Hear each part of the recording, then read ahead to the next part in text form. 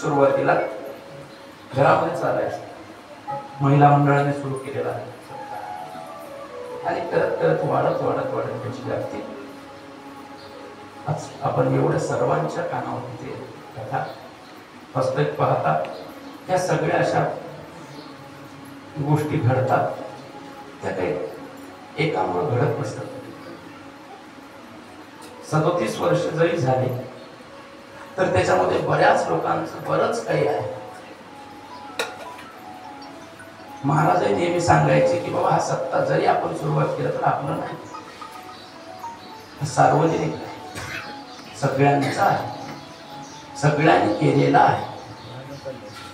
कारण एकट्यानं होत नसतं, साधं घरातलं काम एकट्यानं होत नाही तर हे करत व्यापक विचारानं व्यापक पद्धतीनं सर्वांच्या कल्याणासाठी असणारा हा सत्ता. सर्वे सुखिनः सन्तु सर्वे सन्तु निरामयः सर्वे भद्राणि पश्यन्ति मा कश्चित् दुःखभाग्. आमचं कामच आहे सगळ्यांना सुख मिळावं, एवढंच आमच्या देवाजवळ रोजचं मागणं असतं, दुसरं काहीच नसतं. कारण भगवान द्यायला लागला, भरपूर द्यायला लागला, काही कमी. मी नेहमी म्हणतो की आमच्या गावाचं गत वैभव परत मिळावं. आमचं गाव एक काळी जसं भारताला सोन्याचे चिमणी म्हणायचे तसं आमचं गाव सुद्धा सुवर्ण अक्षरामध्ये लिहिणार, ऐतिहासिक दृष्ट्या, राजकीय दृष्ट्या आणि धार्मिक दृष्ट्या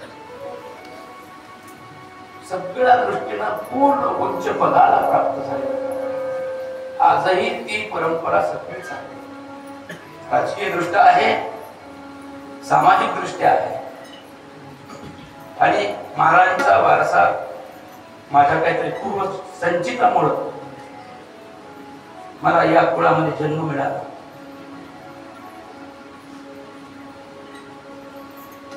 पुण्याशिवाय होत नसतं. पवित्र कुळामध्ये पवित्र व्यक्तीच्या कुशीमध्ये जन्माला येणं त्याच्यासाठी पुण्य. महाराजांच्या कुळामध्ये जन्माला मिळालं हे माझं भाग्य आहे. आणि कुळामध्ये जन्मून सुद्धा पांडुरंगरायाची सेवा करायला मिळाली आणि पांडुरंगरायाने बुद्धी चांगली अशी ठेवली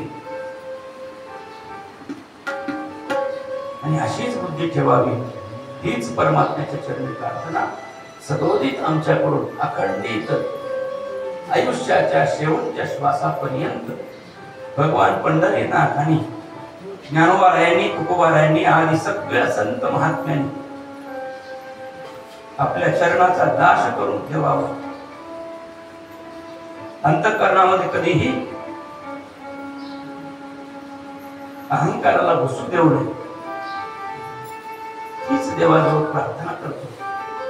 आणि ही केलेली सेवा, झालेली सेवा, करून घेतलेली सेवा आपण करणारे कोणी नाही. वास्तविक पाहता यावर्षी मला कोणाला सांगणे झालं नाही. मी जवळपास श्रावण महिना अर्धा बाहेरच होतो. ज्या वेळेला मला पत्रिका सगळ्याला वाटायच्या मी आलोच अमावस्याला गेलो. पुढे 2-3 दिवस पाऊस हे सगळं कोणाला सांगणे झालं नाही. वाटत होतं कसं होईल सत्ता, पण परमात्मा बसून आहे, त्याला सेवा घ्यायची आहे, तो सेवा घेत.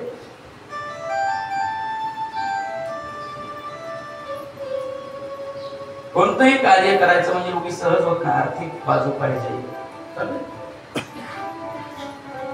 मला एक वेळेस मी कार्यक्रम करायचा ठरवलं, पाटलांशी बोललो होतो. मला त्यांचे शब्द नेहमी आठवत. म्हणलं कार्यक्रम करायचं, आर्थिक बाजू आहे. पाटील काय म्हणाले, तुम्ही पुढे वा महाराज, किती म्हणलं तेवढं येत काही कमी पडत नाही. आम्ही काय करतो, आम्ही काय घरातून आणतो काय, एवढे कोणाची हे नसतं. मला तो शब्द नेहमी आठवतो आणि त्या पद्धतीनं तुम्हाला आठवत असेल का नाही माहित नाही, पण मला आठवत. हे कुठं बोललो होतो मी तेही सांगतो आपल्याला. वाल्मिकी जयंतीच्या निमित्तानं मोठ्या महाराजांचा सप्ताह करायचा होता पहिला, त्यावेळेला मी बोललो.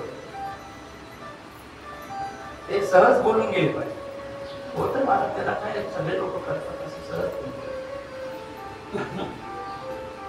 पण करायची आपली इच्छा असली पाहिजे आणि ती दृढ इच्छा माझ्या एकट्याच्या संकल्पानं काही नसून हे आपल्या सगळ्यांच्या संकल्पानं हा अखंड चालू असणारा 37 वर्षाचा हा सप्ताह रूपी ही सगळं पुष्प भगवंताच्या चरणी मी समर्पित करतो. आणि ही 7 दिवसामध्ये जे काही पुण्य वगैरे असल्याचं संग्रहित पडलेलं आहे ते परवा जे झालं ना आपल्याकडे एक प्रकार जो भारतावरती आक्रमणाचा